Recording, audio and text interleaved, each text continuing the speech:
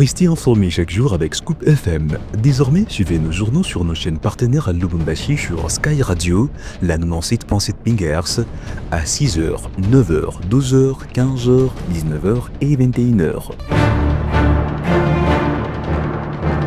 Suivez-nous également sur la radio communautaire Moïseni chaque jour à 9h05, 10h03 et 21h juste. Le journal du Scoop FM passe aussi sur Kipushi 24 Radio à 8h30, 12h30, 16h juste, 18h30 et 21h30.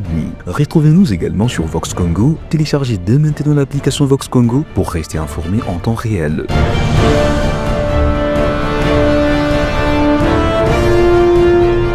Scoop FM, suivez-nous sur notre page Facebook et sur notre chaîne YouTube pour tout savoir sur l'actualité locale, provinciale, nationale et internationale. Scoop FM, la neutralité réelle. La neutralité réelle.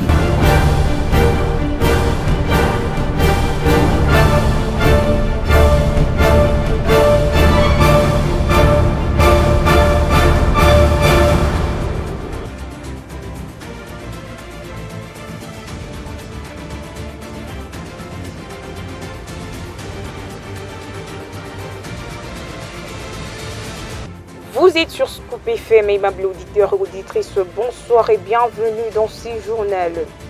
À la une, le gouverneur de province du Haut-Katanga, Jacques Kabula Katoué, renforce les binômes avec la ville de Likasi, accueilli devant un grand nombre de la population afin de soutenir cette initiative lundi 7 juillet 2025. Plus de détails dans ce journal et c'est tout pour le titre. Comme nous l'avons annoncé dans les titres de ce journal, la ville de Likasi renforce son binôme avec le gouverneur Jacques Kabula Katoué devant la population venue nombreuse. Les forces vives, les partis politiques et les associations de l'Union sacrée, le gouverneur a réitéré sa loyauté au président Félix Antoine Tshisekedi Tshilombo, artisan des avancées diplomatiques majeures que l'Est de notre pays et la RDC tout entière connaissent afin la paix. Condition sine qua non du développement. Plus de détails. Wakati kunapita 2 ans, mliona tunaenda kilalo munene sana pale pa mtoni ya Mpanda. Na ile kilalo tulimielezeaka kusema projet tutakuya nayo ni ya kwa kuweka kaburimbo ya kutoka Likasi kwenda paka Muzambia.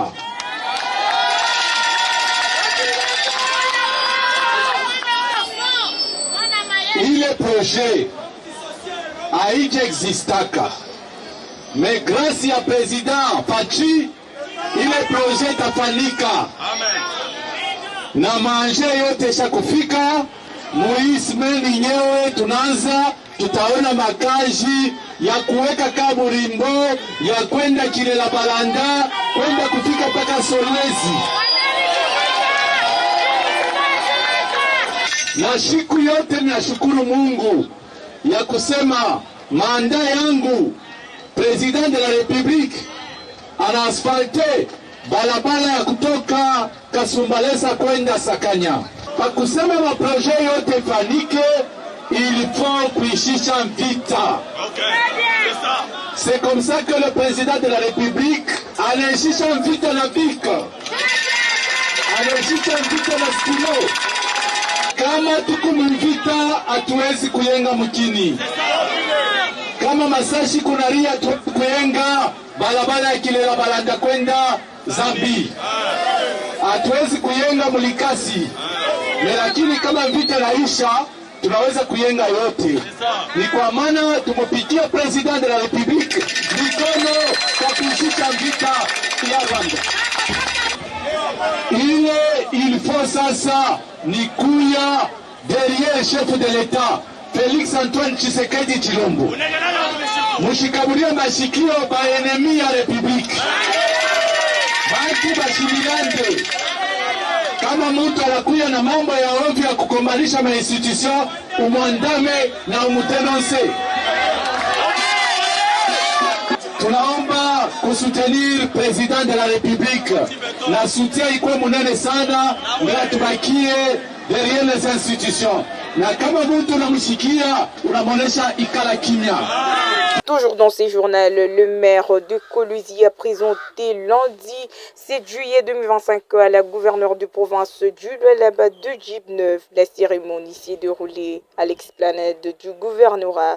Ces véhicules sont assurés à la mobilisation de l'autorité urbaine et de son adjoint. La gouverneure Masuka a félicité l'autorité urbaine Jacques Massingo pour le travail qui nécessite d'accomplir pour le rayonnement de la capitale provinciale. 2 Jeeps Land Cruiser des marques Toyota VXR ont été présentés à la gouverneure Fifi Masuka Saini ce lundi 7 juillet 2025 par le maire de la ville de Kolwezi. Acquis sur fonds propres de la mairie, ces 2 véhicules sont destinés au déplacement du maire et de son adjoint, a fait savoir Maître Jacques Massingo Kindele à la gouverneure du Lualaba. Dans le cadre de l'exécution de notre budget 2025, on avait prévu l'achat des jeeps de commandement. Oui. Voilà la raison qui nous amène aujourd'hui devant votre Excellence. C'est pour en fait vous présenter ces 2 jeeps. Donc l'une c'est pour le maire et l'autre pour le maire adjoint.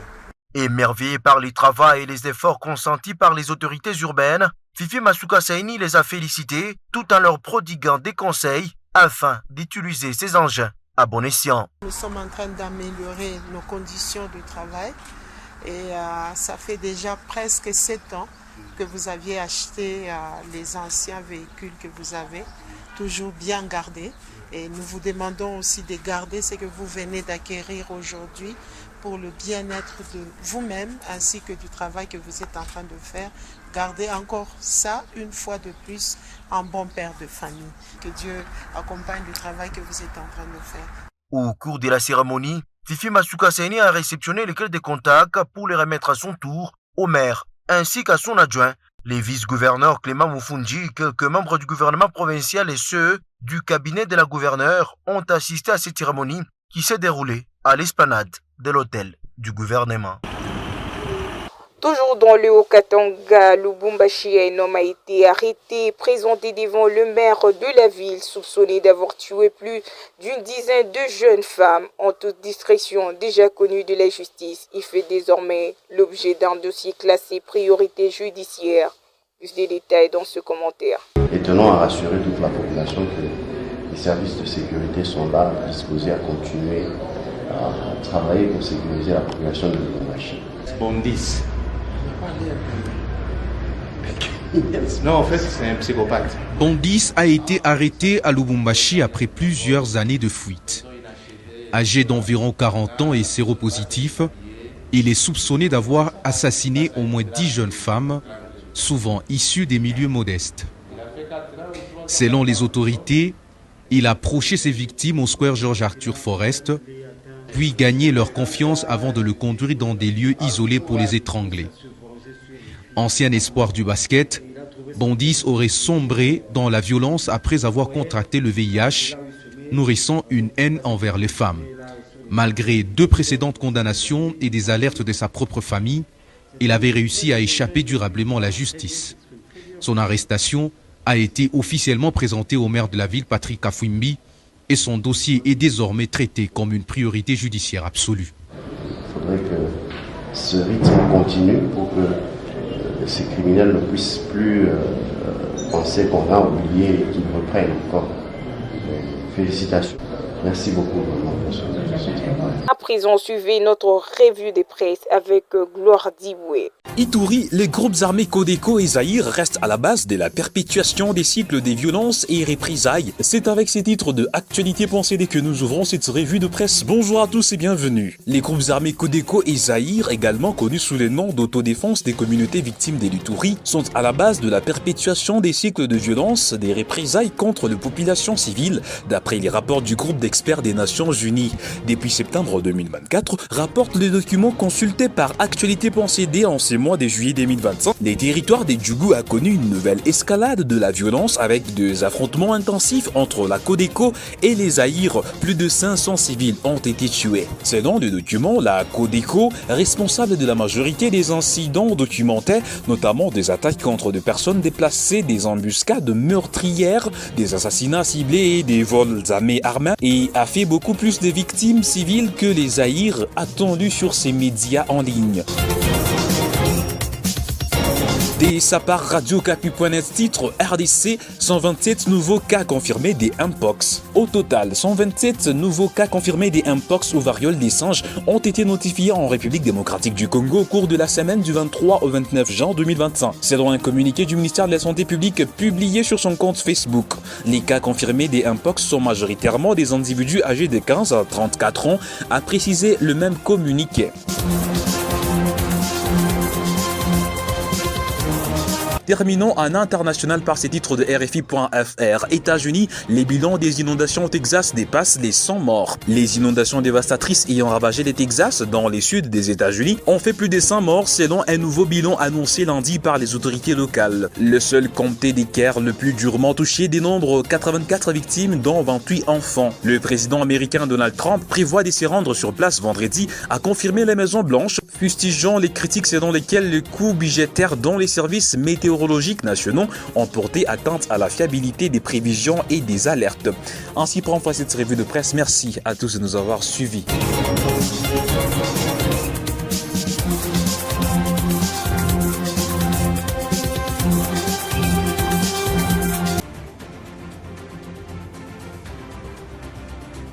Ici la fin complète de ce journal. Merci de l'avoir suivi. Nous vous disons au revoir et à très vite.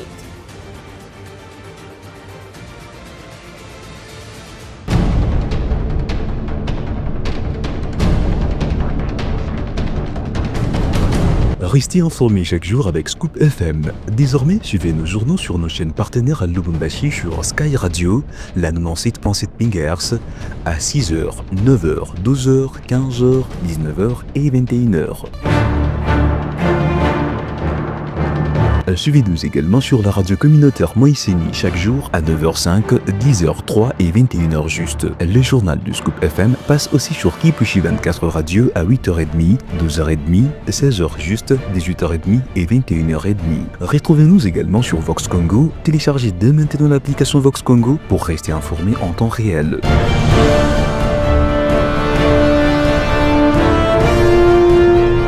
Scoop FM, suivez-nous sur notre page Facebook et sur notre chaîne YouTube pour tout savoir sur l'actualité locale, provinciale, nationale et internationale.